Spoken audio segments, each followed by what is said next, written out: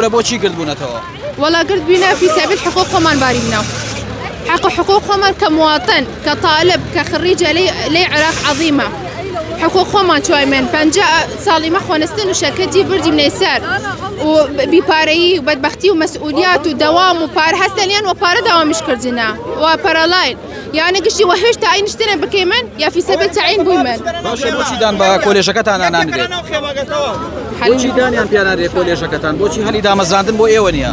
والله نيزانم والله نيزانم باید حكومة حل رمان بكت باشە مناڵە گەرمای نییە هاتوونەتە خۆپشان شو قرمانية إما في بس خيمة واي من بنان في سبيل أي من عليه لجير خيمة قد حمل بكان لا لجير خوار چەند ساڵە تەخەرروجت کردووە؟ 5 ساڵة والله 5 ساڵە فهس 9 سال هس 8 سال هس 7 سال باشە گەرم نییە لێرە لەبەر ئەم شو قرمنية شو قرمنية مردم نيزان نية جون الحكومة نية مواطن حالي شنو داواکاریە ولا حکوومەتی هەرێم یاخود حکوومەتی عێراق؟